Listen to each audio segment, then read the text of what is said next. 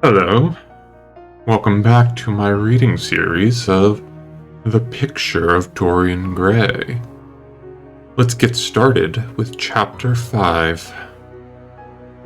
For some reason or other, the house was crowded that night, and the fat Jew manager who met them at the door was beaming from ear to ear with an oily, tremulous smile. He escorted them to their box with a sort of pompous humility, waving his fat jeweled hands and talking at the top of his voice. Dorian Gray loathed him more than ever. He felt as if he had come to look for Miranda and had been met by Caliban. Lord Henry, on the other hand, rather liked him, at least he declared he did, and insisted on shaking him by the hand and assured him that he was proud to meet a man who had discovered a real genius and gone bankrupt over Shakespeare. Hallward amused himself with watching the faces in the pit.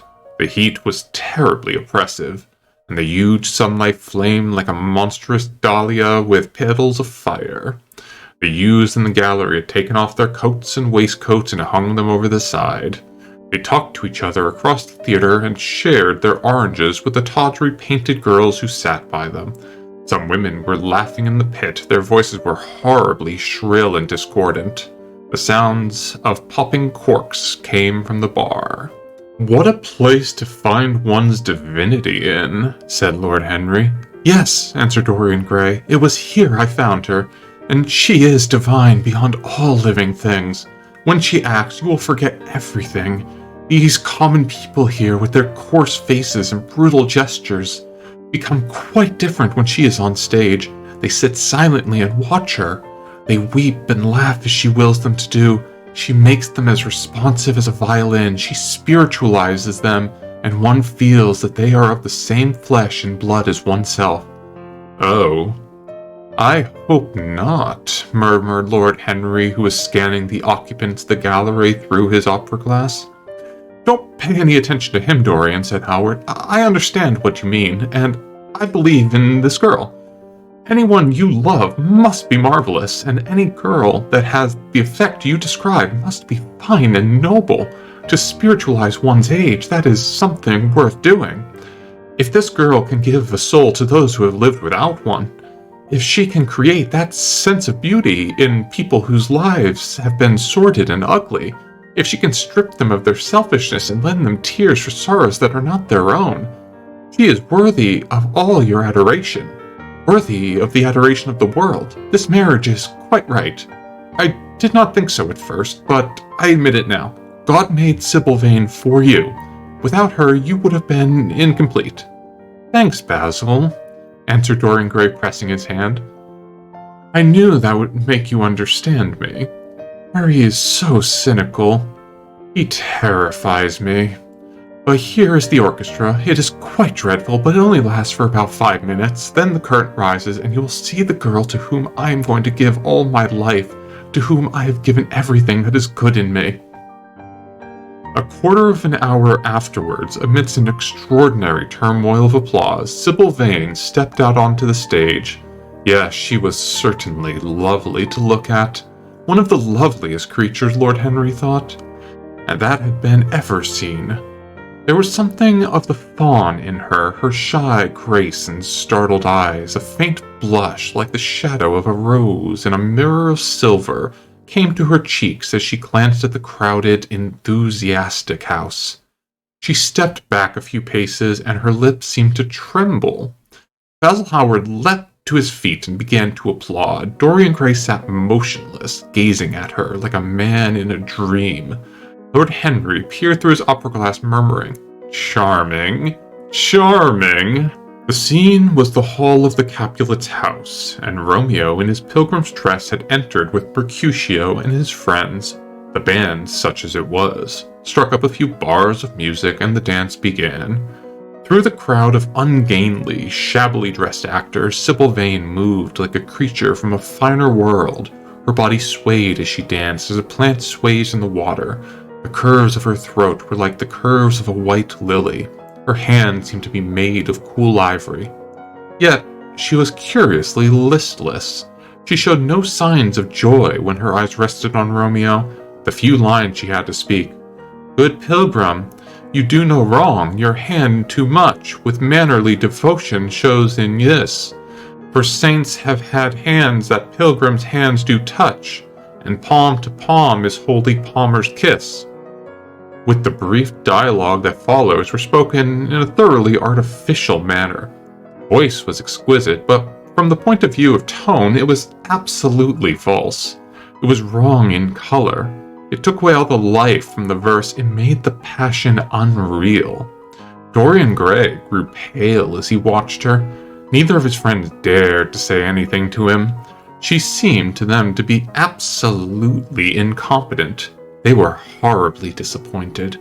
Yet, they felt that the true test of any Juliet is the balcony scene in the second act. They waited for that. If she failed there was nothing in her. She looked charming as they came out into the moonlight. That could not be denied. But the staginess of her acting was unbearable and grew worse as she went on. Her gestures became absurdly artificial. She overemphasized everything that she had to say. The beautiful passage, "Thou knowest the mask of night is on my face, else would a maiden blush bepaint my cheek. For that which thou hast heard me speak tonight," was declaimed with the painful precision of a schoolgirl who had been taught to recite by some second-rate professor of elocution. When she leaned over the balcony and came to those wonderful lines, "Although I joy in thee, I have no joy of this contract tonight. It is too rash, too unadvised, too sudden, too like the lightning which doth cease to be, ere one can say it lightens sweet good night. This bud of love by summer's ripening breath may prove a beauteous flower when we next meet." She spoke the words as if they conveyed no meaning to her. It was not nervousness. Indeed, so far from being nervous, she seemed absolutely self-contained. It was simply bad art.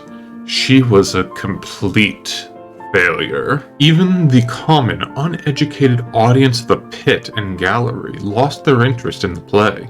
They got restless and began to talk loudly and to whistle. The Jew manager, who was standing at the back of the dress circle, stamped and swore with rage. The only person unmoved was the girl herself. When the second act was over, there came a storm of hisses, and Lord Henry got up from his chair and put on his coat. "She is quite beautiful, Dorian," he said, "but she can't act. Let us go." "I'm going to see the play through," answered the lad in a hard, bitter voice. "I am awfully sorry that I've made you waste an evening, Harry. I apologize to both of you." "My dear Dorian, I think Miss Vane was ill," interrupted Howard. "We will come some other night." "I wish she was ill," he rejoined, "but she seems to me to be simply callous and cold. She is entirely altered. Last night she was a great artist. Tonight she is merely a commonplace, mediocre actress." "Don't talk about the one you love like that, Dorian. Love is more wonderful a thing than art." "They are both simply forms of imitation," murmured Lord Henry. "But do let us go, Dorian. You must not stay here any longer. It is not good for one's morals to see bad acting. Besides, I don't suppose you will want your wife to act. So what does it matter if she plays Juliet like a wooden doll?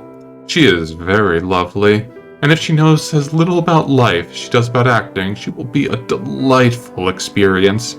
There are only two kinds of people who are really fascinating: people who know absolutely everything, and people who know absolutely nothing." "Good heavens, my dear boy, don't look so tragic. The secret of remaining young is never to have an emotion that is unbecoming. Come to the club with Basil and myself. We will smoke cigarettes and drink to the beauty of Sybil Vane. She is beautiful. What more can you want?" "Please go away, Harry," cried the lad. "I really want to be alone. Basil, you don't mind my asking you to go? Can't you see my heart is breaking?" The hot tears came to his eyes, his lips trembled, and rushing to the back of the box, he leaned up against the wall, hiding his face in his hands. "Let us go, Basil," said Lord Henry with a strange tenderness in his voice, and the two young men passed out together. A few moments afterwards, the footlights flared up and the curtains rose on the third act. Dorian Gray went back to his seat. He looked pale and proud and indifferent. The play dragged on and seemed interminable. Half of the audience went out tramping in heavy boots and laughing. The whole thing was a fiasco. The last act was played to almost empty benches. As soon as it was over, Dorian Gray rushed behind the scenes into the green room. The girl was standing alone there with a look of triumph on her face. Her eyes were lit with an exquisite fire. There was a radiance about her. Her parted lips were smiling over some secret of their own. When he entered, she looked at him and had an expression of infinite joy come over her. "How badly I acted tonight, Dorian," she cried. "Horribly," he answered, gazing at her in amazement. "Horribly. It was dreadful. Are you ill? You have no idea what it was. You have no idea what I suffered." The girl smiled. "Dorian," she answered, lingering over his name with long-drawn music in her voice as though it were sweeter than honey to the red petals of her lips. "Dorian, you should have understood. But you understand now, don't you?" "Understand what?" he asked angrily. "Why I was so bad tonight. Why I shall always be bad. Why I can never act well again." He shrugged his shoulders. "You are ill, I suppose. When you are ill, you shouldn't act. You make yourself ridiculous. My friends were bored. I was bored." She seemed not to listen. She was transfigured with joy. An ecstasy of happiness dominated her. "Dorian, Dorian," she cried, "before I knew you, acting was the only reality of my life. It was only in the theater that I lived. I thought it was all true. I was Rosalind one night and Portia the next. The joy of Beatrice was my joy, and the sorrows of Cordelia were mine also. I believed in everything. The common people who acted with me seemed to me to be godlike. The painted scenes were my world. They knew nothing but shadows, and I thought them real. You came, oh my beautiful love, and you freed my soul from prison. You taught me what reality really is. Tonight, for the first time in my life, I saw through the hollowness, the sham, the silliness of the empty pageant for which I have always played. Tonight, for the first time, I became conscious that Romeo was hideous and old and painted, that the moonlight in the orchard was false, and that the scenery was vulgar, and that the words I had to speak were unreal, were not my words, not what I wanted to say. You had brought me something higher, something of which all art is but a reflection. You have made me understand what love really is. My love, I am sick of shadows. You are more to me than all art can ever be. What have I to do with the puppets of a play? When I came on tonight, I could not understand how it was that everything had gone from me. Suddenly it dawned on my soul what it all meant. The knowledge was exquisite to me. I heard them hissing and I smiled. What should they know of love? Take me away, Dorian. Take me away with you, where we can be quite alone. I hate the stage. I might mimic a passion that I do not feel, but I cannot mimic one that burns me like fire. Oh, Dorian, you understand what it all means. Even if I could do it, it would be profanation for me to play at being in love. You have made me see that." He flung himself down on the sofa and turned his face away. "You have killed my love," he muttered. She looked at him in wonder and laughed. He made no answer. She came across to him and stroked his hair with her little fingers. She knelt down and pressed his hands to her lips. He drew them away, and a shudder ran through him. Then he leapt up and went to the door. "Yes," he cried, "you have killed my love. You used to stir my imagination. Now you don't even stir my curiosity. You simply produce no effect. I loved you because you were wonderful, because you had genius and intellect, because you realized the dreams of great poets and gave shape and substance to the shadows of art. You have thrown it all away. You are shallow and stupid. My God, how mad I was to love you. What a fool I have been. You are nothing to me now. I will never see you again. I will never think of you. I will never mention your name. You don't even know what you were to me once. Oh, I can't even think of it. I wish I had never laid eyes upon you. You have spoiled the romance of my life. How little you can know of love if you say it mars your art.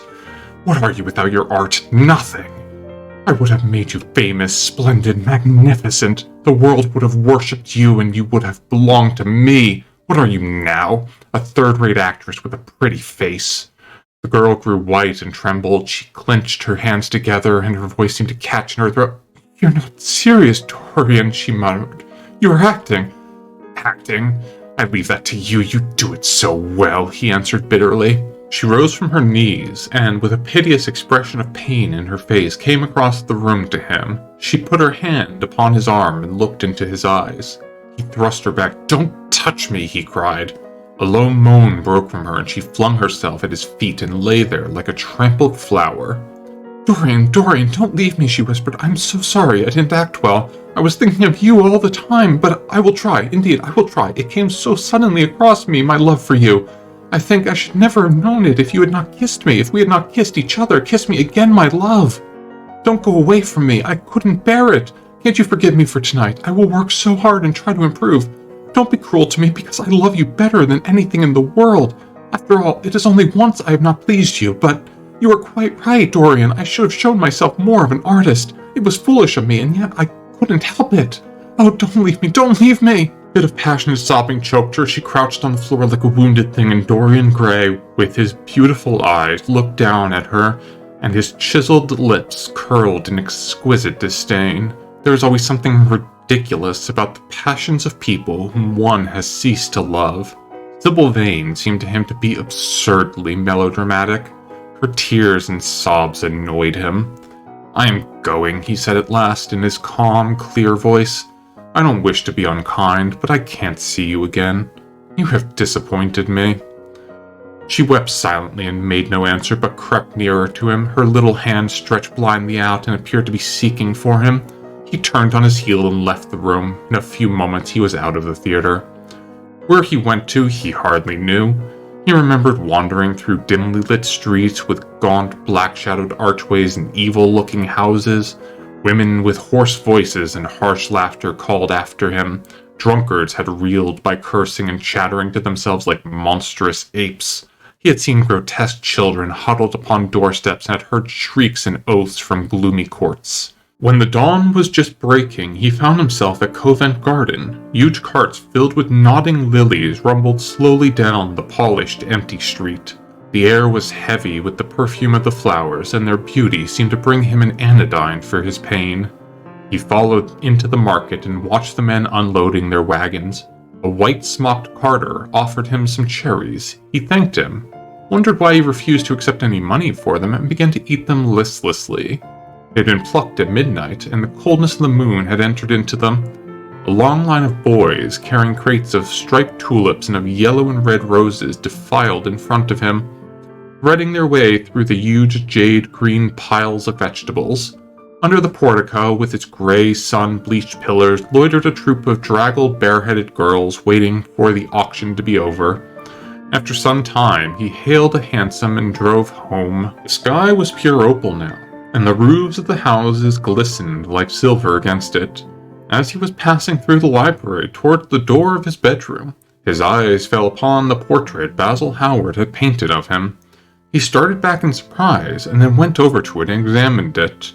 In the dim, arrested light that struggled through the cream-colored silk blinds, the face seemed to him to be a little changed. The expression looked different. One would have said that there was a touch of cruelty in the mouth. It was certainly curious. He turned round, walking to the window, drew the blinds up. The bright dawn flooded into the room and swept the fantastic shadows into dusky corners where they lay shuddering. But the strange expression that he had noticed in the face of the portrait seemed to linger there, to be more intensified even. The quivering ardent sunlight showed him the lines of cruelty round the mouth as clearly as if he had been looking into a mirror after he had done some dreadful thing. He winced, and taking up from the table an oval glass framed in ivory cupids that Lord Henry had given him, he glanced hurriedly into it. No line like that warped his red lips.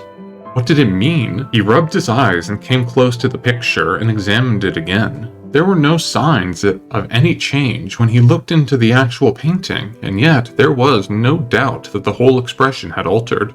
It was not a mere fancy of his own. The thing was horribly apparent. He threw himself into a chair and began to think. Suddenly there flashed across his mind what had been said in Basil Hallward's studio the day the picture had been finished. Yes, he remembered it perfectly. He had uttered a mad wish that he himself might remain young, and the portrait grow old, that his own beauty might be untarnished, and the face on the canvas bear the burden of his passions and his sins, that the painted image might be seared with the lines of suffering and thought, and that he might keep all the delicate bloom and loveliness of his then just conscious boyhood. Surely his prayer had not been answered. Such things were impossible. It seemed monstrous to even think of them. And yet, there was this picture before him, with the touch of cruelty in the mouth. Cruelty? He'd been cruel. It was the girl's fault, not his. He had dreamed of her as a great artist, had given his love to her because he had thought her great. Then she had disappointed him. She had been shallow and unworthy, and yet a feeling of infinite regret came over him as he thought of her lying at his feet sobbing like a little child. He remembered with what callousness he had watched her. Why had he been made like that? Why had such a soul been given to him? But he had suffered also. During the 3 terrible hours that the play lasted, he had lived centuries of pain, aeon upon aeon of torture. His life was well worth hers. She had marred him for a moment if he had wounded her for an age. Besides, women were better suited to bear sorrow than men. They lived on their emotions. They only thought of their emotions. When they took lovers, it was merely to have someone with whom they could have scenes. Lord Henry told him that, and Lord Henry knew what women were. Why should he trouble about Sybil Vane? She was nothing to him now. But the picture, what was he to say of that? It held the secret of his life and told his story. It had taught him to love his own beauty. Would it teach him to loathe his own soul? Would he ever look at it again? No, it was merely an illusion wrought on the troubled senses. The horrible night that he had passed had left phantoms behind it. Suddenly there had fallen upon his brain that tiny scarlet speck that made men mad. The picture had not changed. It was folly to think so. Yet it was watching him with its beautiful, marred face and its cruel smile. Its bright hair gleamed in the early sunlight. Its blue eyes met his own. A sense of infinite pity, not for himself, but for the painted image of himself, came over him. It had altered already, and it would alter more. Its gold would wither into gray, its red and white roses would die. For every sin that he committed, a stain would fleck and wreck its fairness. But he would not sin. The picture, changed or unchanged, would be him, the visible emblem of conscience. He would resist temptation. He would not see Lord Henry anymore, would not, at any rate, listen to those subtle poisonous theories that in Basil Hallward's garden had first stirred within him the passion for impossible things. He would go back to Sybil Vane, make her amends, marry her, try to love her again. Yes, it was his duty to do so. She must have suffered more than he had, poor child. He had been selfish and cruel to her. The fascination that she had exercised over him would return. They would be happy together. His life with her would be beautiful and pure. He got up from the chair and drew a large screen right in front of the portrait, shuddering as he glanced at it. How horrible, he muttered to himself as he walked out across to the window and opened it. When he stepped out on the grass, he drew a deep breath. The fresh morning air seemed to drive away all his somber passions. He thought only of Sybil Vane. A faint echo of his love came back to him. He repeated her name over and over again. The birds that were singing in their dew-drenched garden seemed to be telling the flowers about her. And that was the end of Chapter 5, and marks the halfway point of the novel.